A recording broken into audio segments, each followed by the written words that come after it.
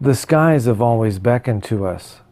We wish to fly up within the clouds and the clear blue yonder, and to untie the tethers that bind us to land. It is a primal desire, this wish to rise up into the vast skies above our heads and to soar to wherever the wind may take us.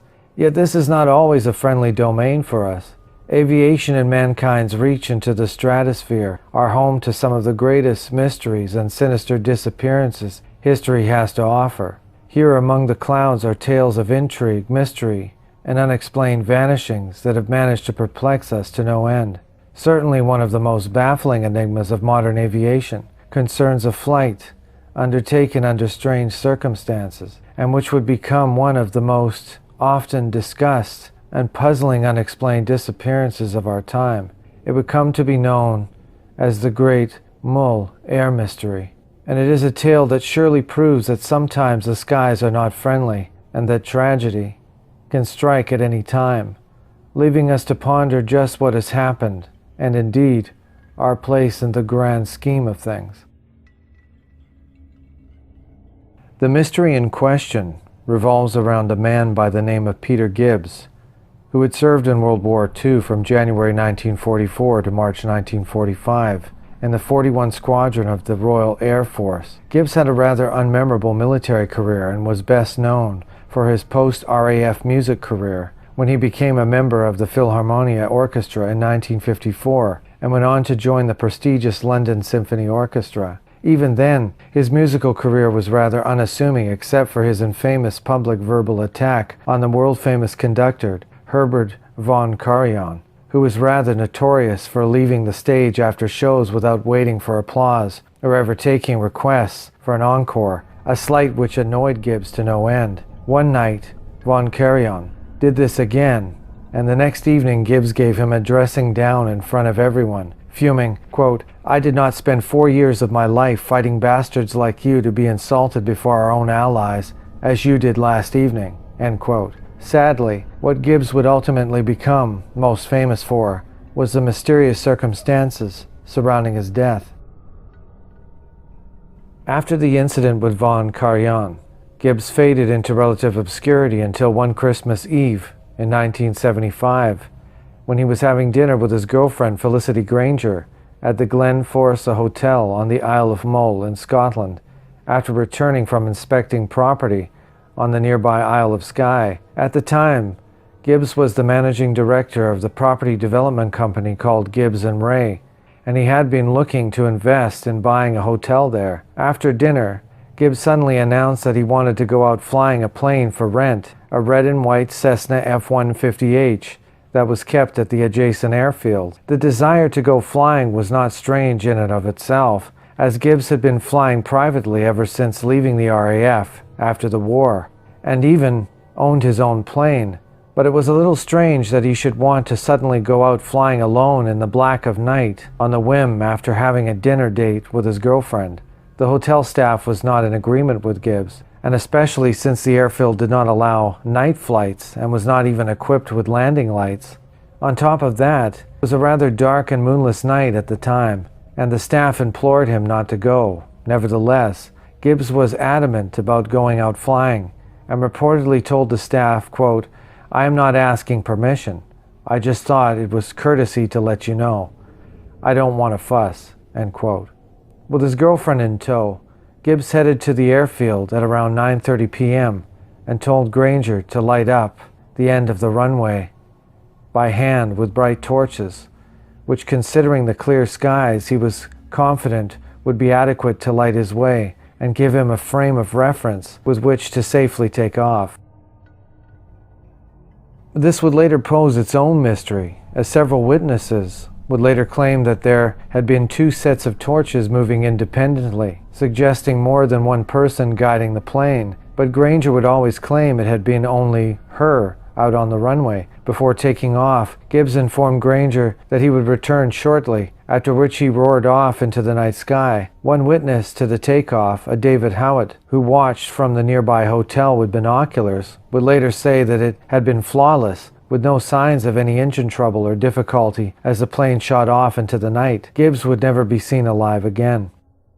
When 10 p.m. came and went with no sign of the plane returning, A concerned Granger went back to the hotel to inform staff that Gibbs was missing. By this time, the weather had taken a turn for the worse, and it was sleeting heavily outside, but the staff called police, who went out to inspect the airfield for any signs of trouble, of which they found none. The projected flight path was also inspected, but there were no signs of anything amiss. The following day, on Christmas, Gibbs still had not returned, and a major search of the area was launched involving many RAF and Naval Air Force Service helicopters, sonar equipment to look for the wreckage on the seafloor, and hundreds of volunteers. The massive search effort scoured the countryside of the small island and a large swath of surrounding sea, yet not a single trace of Gibbs or the Cessna he had been flying could be found. He had seemingly just vanished off the face of the earth.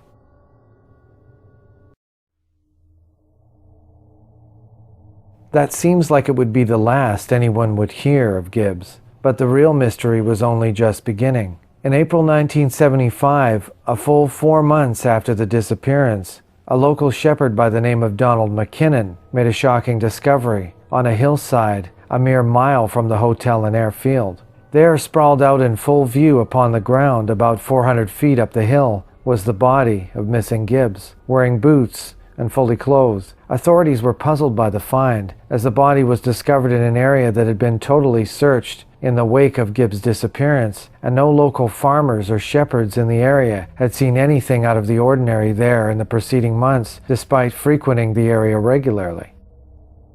At first it was thought that Gibbs had simply crashed into the sea and somehow managed to swim to shore and go on to die of exposure.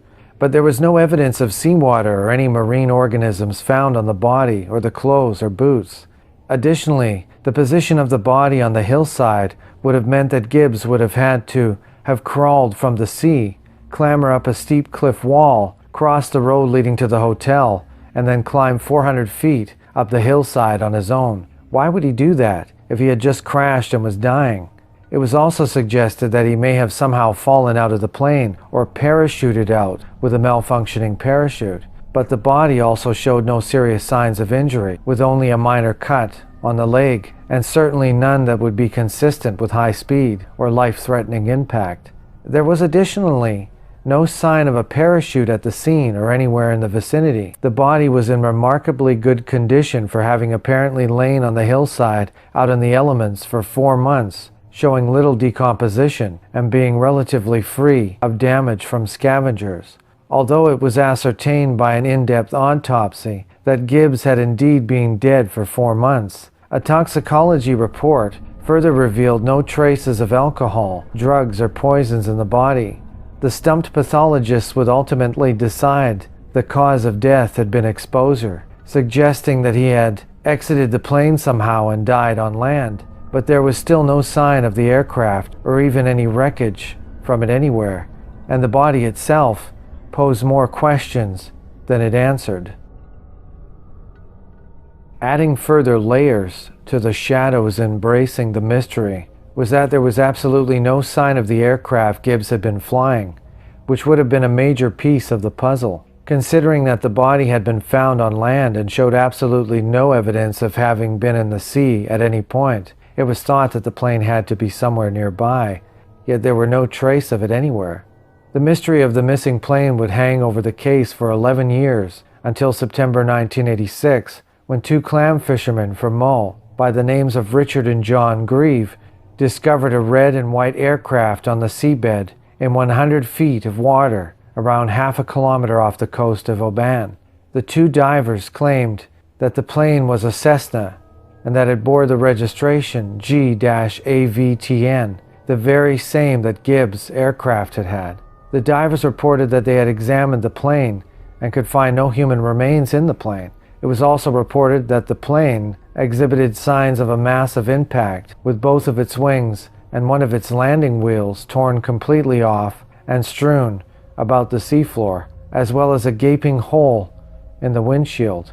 The aircraft's engine had also apparently been dislodged by the impact and thrown a significant distance away from the plane itself. An odd little detail is that it was claimed that both doors of the plane had been locked from the inside.